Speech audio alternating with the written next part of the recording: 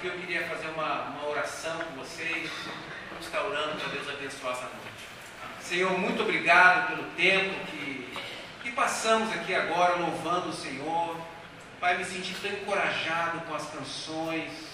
Muito obrigado por esses irmãos que servem nesse ministério, que nos levam, Pai, a refletir em coisas tão profundas, que nos levam a refletir no Seu amor por nós, de uma maneira que toca os nossos corações, que nos emociona, que nos deixa arrepiados e somos agradecidos, Pai, porque é Teu Espírito em nós, trabalhando em nossa mente, em nosso coração, nos levando a reflexões tão profundas e somos agradecidos por isso.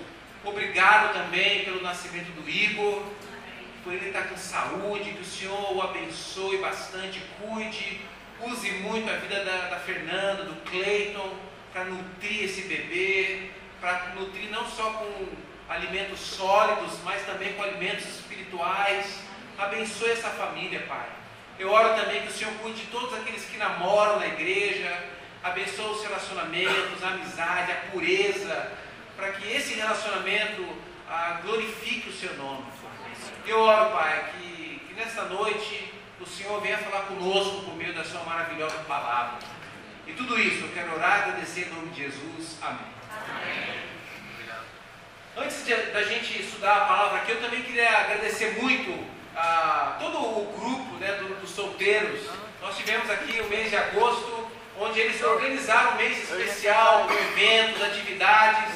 E uma das coisas que eles organizaram foi convidar o Edson e a Nilda para estarem conosco.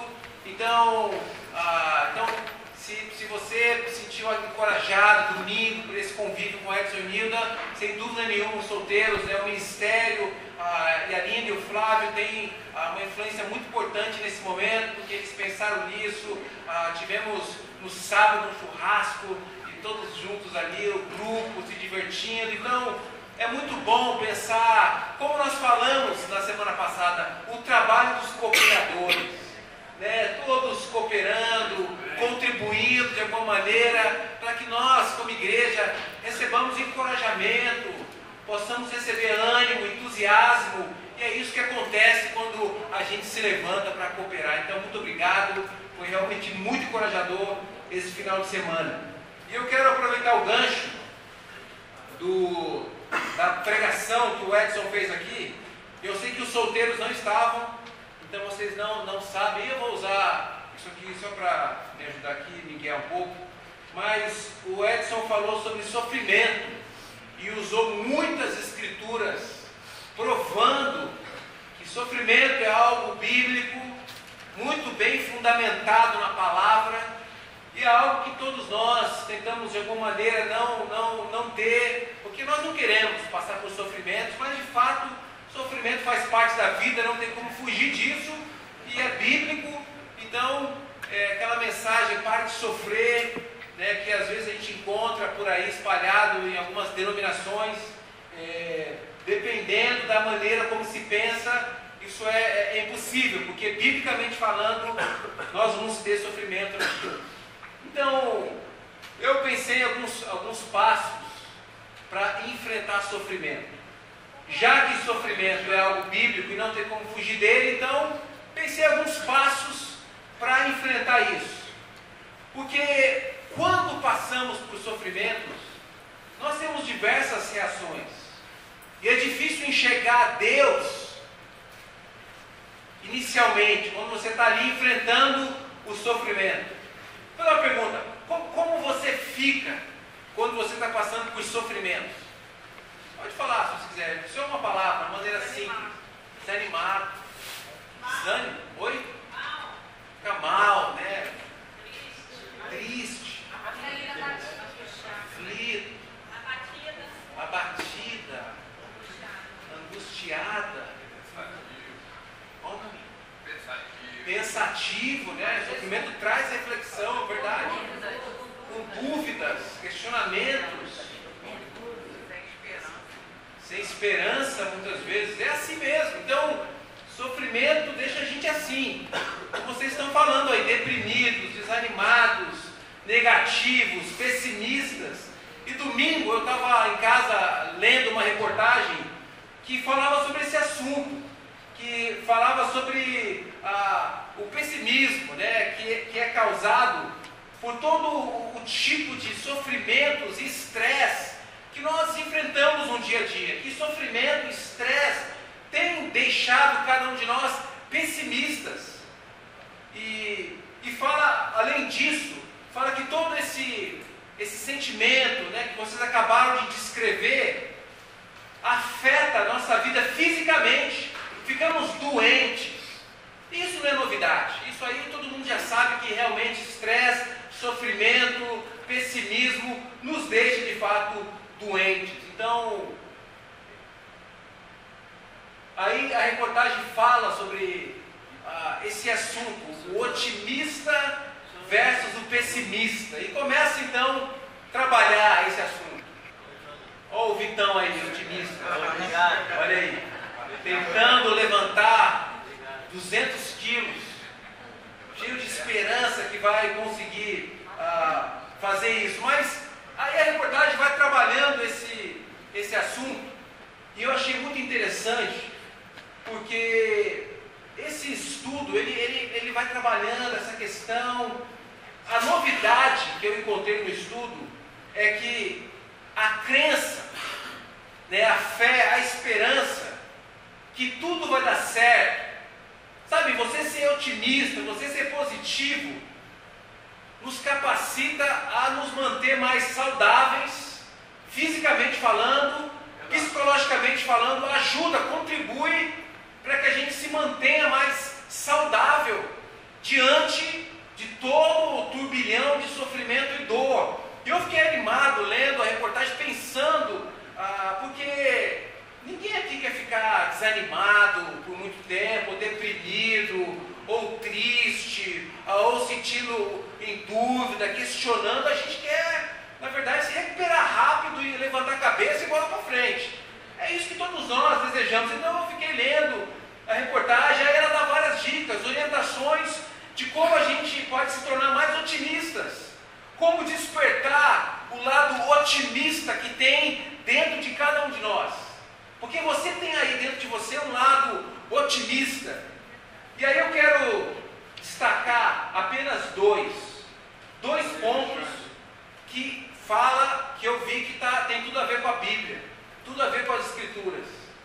Porque quando somos otimistas, é mais ou menos, lembra do jogo do Brasil, aquele 7-1? Todo mundo está querendo esquecer, não vai dar para esquecer, sabe? Não tem jeito, vai ficar para sempre. As próximas gerações vão comentar o 7-1. Mas é muito interessante pensar na postura do otimista. Ele está lá bravo, nervoso, sabe? Fala algumas palavras que não deveria falar, mas está lá.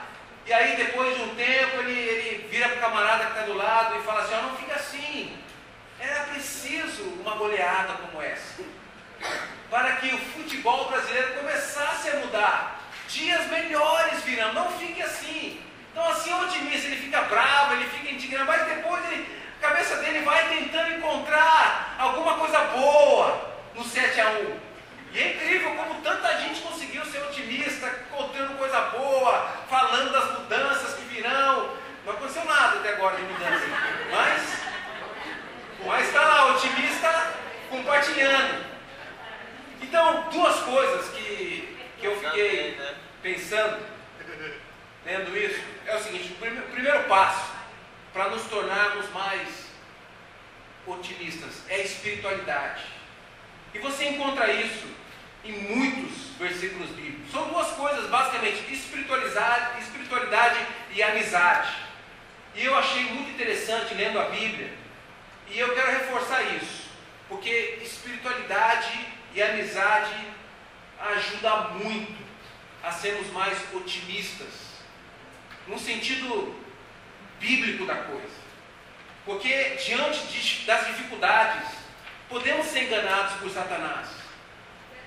Podemos ser enganados por ele e ficarmos inseguros e desanimados, como vocês todos falaram aqui. Por isso que é tão importante esses dois pontos. E eu vou mostrar aqui, vou provar para vocês nas Escrituras, que quando a gente é espiritual, podemos, biblicamente, sermos otimistas diante dos desafios que nós temos. E a primeira coisa é pensar qual é a nossa espiritualidade. A gente sabe, né? Nossa espiritualidade vem de Jesus, que é nosso Senhor, nosso Salvador. Nossa crença, nossa fé, nossa esperança está em Jesus, amém? Amém. E eu quero provar, quero mostrar que se você tem espiritualidade, se você deposita a sua esperança em Jesus, você vai ter muito mais força, muito mais coragem para enfrentar os desafios da vida. Como Filipenses 4, que eu acho fantástica essa passagem. E você vai poder conhecer um pouco melhor Paulo, lendo o versículo 10 comigo aqui até o 13, Filipenses 4, versículo 10 a 13, fala assim: minha vida em união com o Senhor, na minha vida em união com o Senhor, fiquei muito alegre, porque vocês mostraram de novo o cuidado que tem por mim. Não quero dizer que vocês tivessem deixado de cuidar de mim, é que não tiveram oportunidade de mostrar esse cuidado. Não estou dizendo isso por me sentir abandonado, pois aprendi a estar satisfeito com o que tenho. Sei o que é estar necessitado e sei também o que é ter mais do que é preciso. Aprendi o segredo de me sentir contente em todo lugar e em qualquer situação, quer esteja alimentado ou com fome, quer tenha muito ou tenha pouco. Com a força que Cristo me dá, posso enfrentar qualquer situação. Paulo, quando escreveu a carta aos Filipenses, ele estava preso, passando fome. Os amigos de Paulo não estavam com ele. Muitos, de fato, ficaram com medo de procurá-lo e apoiá-lo e ajudá-lo nesse momento. E a carta aos Filipenses, ela é conhecida como a carta da alegria. E eu fiquei pensando, como que um homem preso, passando fome, sem os seus amigos, sem apoio externo, conseguiu escrever uma carta onde ele expressa tanta alegria, tanta esperança, onde ele fala de uma maneira tão profunda e íntima. E só é possível entender isso quando a gente lê essa última frase que eu peguei na NVI, onde ele fala assim no versículo 13: tudo posso naquele que me fortalece. Então Paulo só conseguiu ser otimista diante de tudo que estava, dando errado na vida dele. Só conseguiu por causa da espiritualidade, por causa da intimidade que ele tinha com Deus. Então a forma que eu e você também vamos conseguir, diante dos desafios da vida, das dificuldades, dos momentos que tiram a nossa esperança, conseguir enfrentar e levantar a cabeça, é por meio da espiritualidade. Por isso que é tão importante a gente ter relacionamento com Deus. E a gente sempre bate nessa tecla, não? Está sempre aqui falando da importância de orar, de ler a Bíblia. Estamos sempre tentando compartilhar, voltamos sempre ao mesmo ponto, assunto. E sabe, porque a gente acredita muito nisso. Que por meio da espiritualidade, do relacionamento com Deus, nós vamos ter ânimo para enfrentar momentos difíceis na vida. E um exemplo prático é o que você vê lá com Davi. E você conhece Davi no 1 Samuel, no versículo 17. Você sabe o que estava acontecendo lá. Davi, ele foi levar alimentos dos seus irmãos que estavam na guerra. E aí, quando ele está chegando no acampamento onde havia guerra, os filisteus estavam atacando Israel, e havia um gigante eu acho que 3 metros de altura, um homem muito forte, com a armadura, e ele ia até o acampamento de Israel desafiar o povo de Deus. E ele falava poucas e boas para o povo de Deus, falava mesmo. E aí, quando Davi está lá levando os alimentos, ele se depara com essa situação, um gigante desafiando o povo de Deus, chamando o povo de Deus para uma batalha. E olha só, né, o versículo 32, né, já aqui no versículo 32, Davi, ele já vai conversar com Saul, que era o rei estabelecido nesse momento, o rei de Israel. E no versículo 32 fala assim: Davi chegou e disse a Saul: meu senhor, ninguém deve ficar com medo desse filisteu. Eu vou lutar contra ele. Mas Saul respondeu: você não pode lutar contra esse filisteu. Você não passa de um rapazinho. E ele tem sido soldado a vida inteira. Meu senhor, disse Davi, eu tomo conta das ovelhas do meu pai. Quando um leão ou um urso carrega uma ovelha, eu vou atrás dele, ataco e tomo a ovelha. Se o leão ou o urso me ataca, eu o agarro pelo pescoço e o golpeio até matá-lo.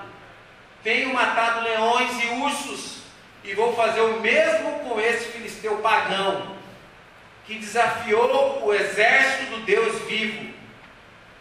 O Senhor Deus me salvou dos leões e dos ursos, e me salvará também desse filisteu. Pois bem, respondeu Saul, vá, e que o Senhor Deus esteja com você. Então imagina a situação, até encontrei aqui imagina essa situação aí. Sabe, o gigante e o anão ali, né? Imagina essa cena. E era assim mesmo, que quem estava de fora via Davi. Próprio Saul, rei, você é um rapazinho, você não vai conseguir. Olha o tamanho de Golias, olha o tamanho do inimigo, você não vai ter forças para enfrentá-lo. Talvez um pouco exagerado isso aí, mas era um desafio imenso. Humanamente falando, não tem como esse pequeno aí ganhar desse muralha. Não tem, a não ser que ele tenha uma técnica muito boa de pegar o dedão do grandão e torcer, algo desse tipo. Mas o meu ponto é, eu não sei se de fato Davi matou mesmo leões ou ursos. Eu não sei, se matar um leão ou urso é algo bem difícil. Eu não sei se ele usou isso como uma metáfora para falar, mas uma coisa eu sei sobre Davi, ele estava super otimista, super confiante, cheio de fé que ele iria acabar com o gigante, que ele iria trazer a vitória para Israel. Isso a gente pode ter certeza. É verdade. E a pergunta é a mesma: como? Por que ele estava tão confiante, enquanto todo o exército de Israel estava covarde, com medo? O que aconteceu com Davi, que ele se sentia tão seguro, tão confiante, tão animado em trazer a vitória para Israel? E essa é a grande questão que a gente tem que pensar. E o motivo, eu acredito que é o versículo 37, quando ele fala assim: o Senhor Deus me salvou dos leões e dos ursos, e me salvará também desse filisteu. Então a resposta está aí. A confiança dele vinha do relacionamento que ele tinha com Deus. Ele estava totalmente confiante no poder de Deus. Davi sabia que o mesmo Deus que havia agido no passado, o libertando, o fortalecendo para enfrentar leões e ursos, é o mesmo Deus que iria agora, diante de Golias, força que ele precisava para vencer esse gigante. E assim acontece hoje também em nossas vidas. O mesmo Deus que te ajudou no passado vai te ajudar agora também. E eu acredito, irmãos, que nós precisamos desse tipo de espiritualidade, desse tipo de intimidade com Deus, que vai nos dar força para enfrentar qualquer situação difícil na vida, que vai nos dar coragem para superar as mudanças, as transições que nós passamos, que vai nos dar a visão que nós precisamos naqueles momentos onde você não está conseguindo enxergar. Como Paulo disse, tudo posso naquele que me fortalece. Por isso hoje eu quero encorajar você a buscar esse Deus pessoal, como nós cantamos aqui hoje. Esse Deus poderoso que nos capacita. Valorize seus tempos com Deus. É isso que eu penso. É verdade. Para que serve uma reunião como essa, a igreja? Um dos motivos principais é te dar alguma orientação para quando você sair daqui, você realmente colocar em prática o que você ouve aqui. Você ouvir alguma coisa que vai fazer a diferença lá quando você estiver sozinho. Porque aqui, quando a gente está unido, é mais fácil enfrentar os desafios. É mais fácil a gente poder ter a visão espiritual. Mas quando você está lá no trabalho sozinho, quando você está lá diante daquela situação complicada, ou diante, os homens, diante daquela mulher sedutora, atraente no trabalho, ou na universidade, é ali que a coisa pega, ali que é o desafio. Ou quando você está diante daquela situação de um chefe está insistindo para você mentir, fazer algo errado, sabe, fazer uma coisa que não agrada a Deus, você fica com medo que se você não seguir a direção, você pode perder o trabalho, o dinheiro, o sustento. Então são momentos como esse que de fato a nossa fé é provada. Por isso que nós precisamos estar perto de Deus. Porque Paulo, quando estava lá na cadeia, ele brilhou lá dentro.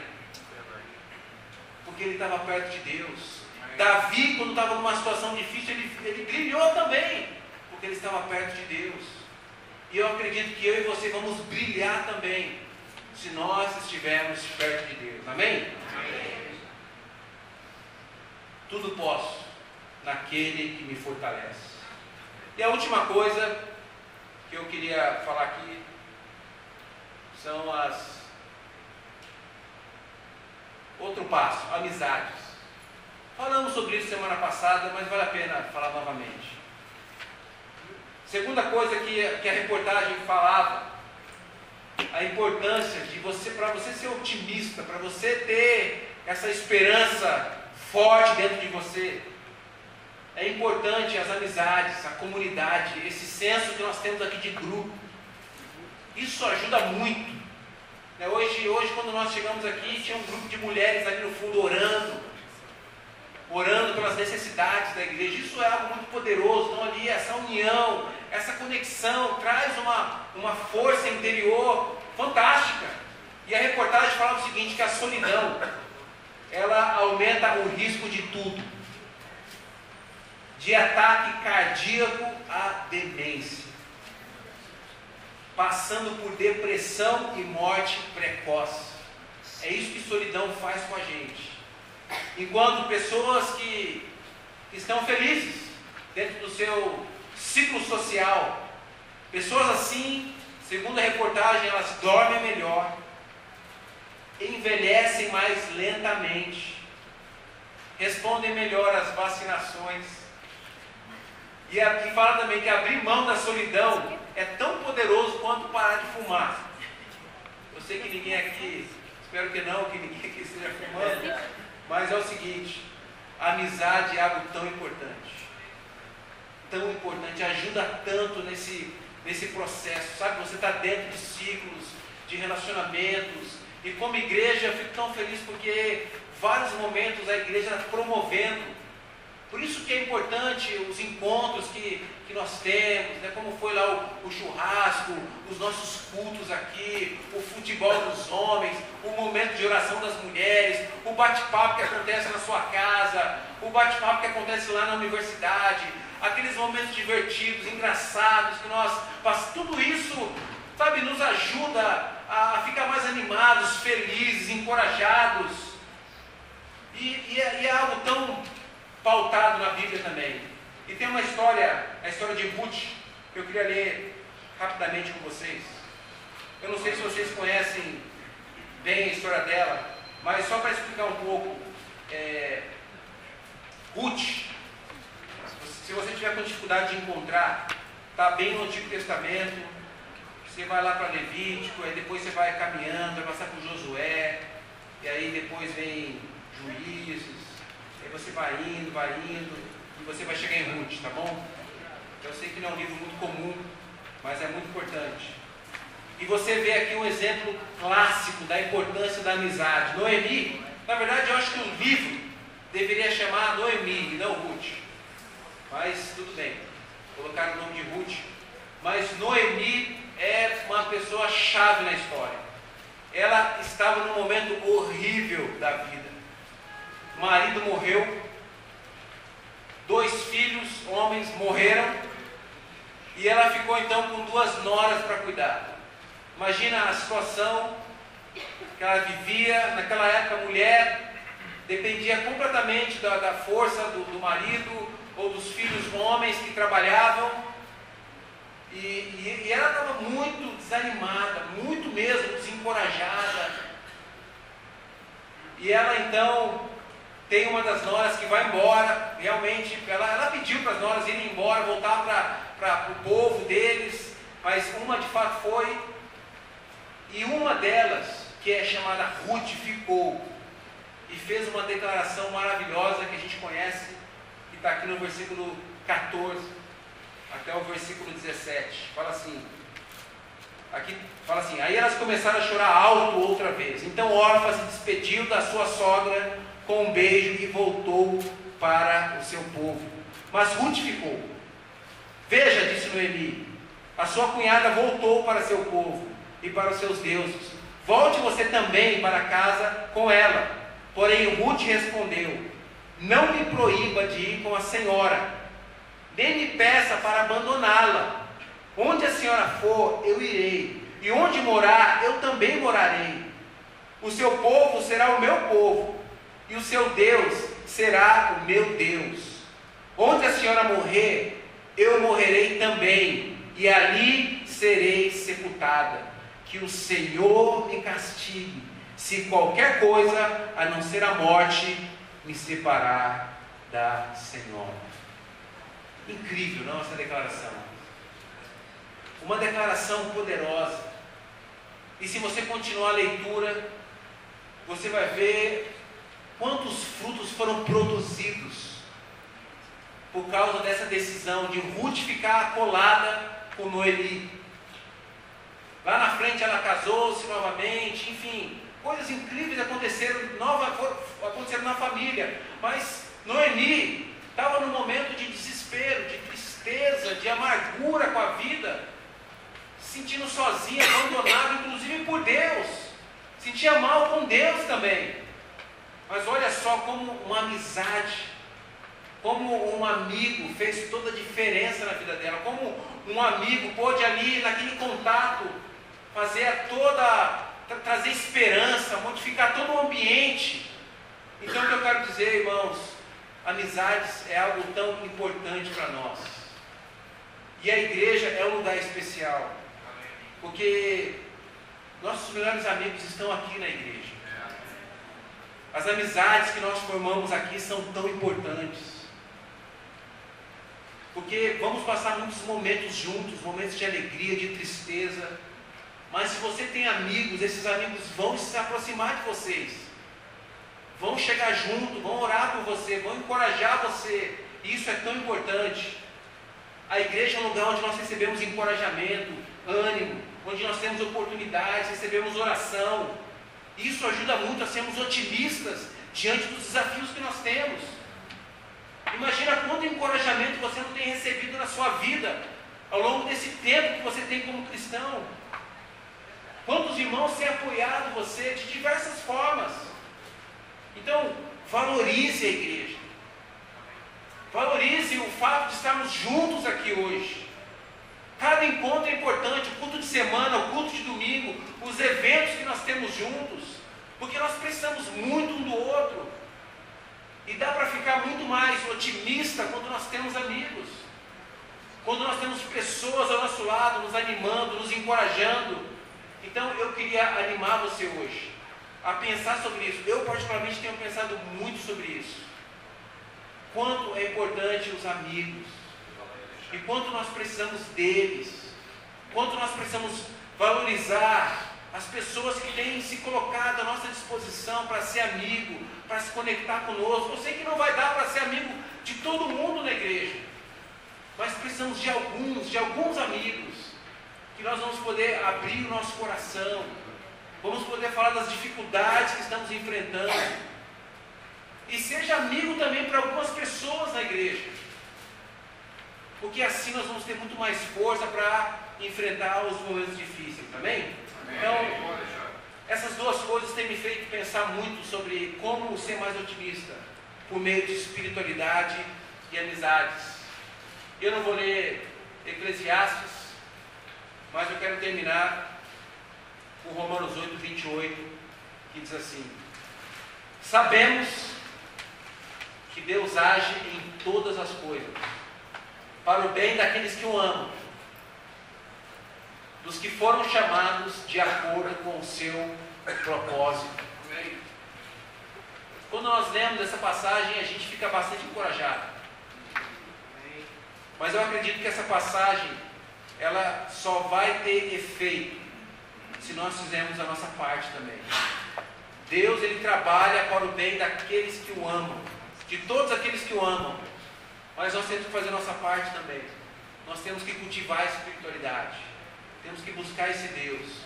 Procurar ser íntimo, ser pessoal, ter uma relação pessoal com Ele. E também temos que procurar os amigos, ter amizades, estar dentro do ciclo de relacionamentos. E se a gente for fiel a Deus, Ele vai cumprir a promessa de Romanos 8, 28. E vai cuidar, Ele vai agir em todas as coisas, para que nós possamos nos fortalecer e nos aproximarmos cada vez mais da glória. Amém? Vamos orar. Senhor, eu quero te agradecer muito por essa noite e por esse tempo que passamos aqui meditando na sua palavra. Deus, a gente está aqui hoje porque reconhecemos nossa necessidade do Senhor, reconhecemos que precisamos do seu Espírito Santo em nós, agindo a cada dia. Reconhecemos, Pai, que precisamos do perdão dos pecados. Queremos tanto construir, Deus, essa amizade contigo, que Paulo demonstra com tanta convicção nas Escrituras, que Davi também demonstrou, mesmo nos momentos que ele caiu, que ele teve dificuldades, e Paulo a mesma coisa. Então, Deus, queremos tanto aprender a criar essa conexão com o Senhor. Pai, ajude-nos a cultivarmos o hábito de orarmos diariamente, de lermos diariamente as Escrituras, de colocarmos diante do Senhor as nossas necessidades, as aflições que abatem o nosso coração, as dificuldades que não só a gente, mas nossos irmãos passam também. Quero aproveitar, Deus, interceder pela dona Carmen, que está internada, se recuperando, que o Senhor cuide dela, fortaleça, abençoe para que ela possa voltar rápido para casa. Deus, eu quero aproveitar e interceder pelos meus outros irmãos que estão com necessidades especiais, que precisam tanto, Deus, de cuidados, que o Senhor esteja lá com eles. Pai, também eu quero orar, agradecido pelas amizades que nós temos cultivado aqui na igreja. Pai, ajude-nos a abrir mais nosso coração uns para os outros, a buscarmos restaurar algumas amizades que foram perdidas, a procurarmos novos amigos, a sermos amigos para aqueles que estão chegando, os cristãos novos.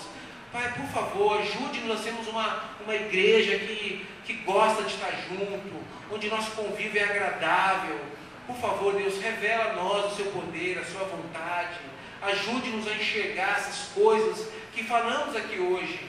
E queremos tanto te agradecer, Pai, porque sua palavra é completa, é perfeita, é maravilhosa e nos direciona de uma maneira tão profunda e específica. Deus, te amamos, te louvamos. Fique o nosso convívio, o nosso retorno para casa e tudo isso, Pai. Eu quero orar, agradecer em nome de Jesus. Amém. Amém. Obrigado, irmão.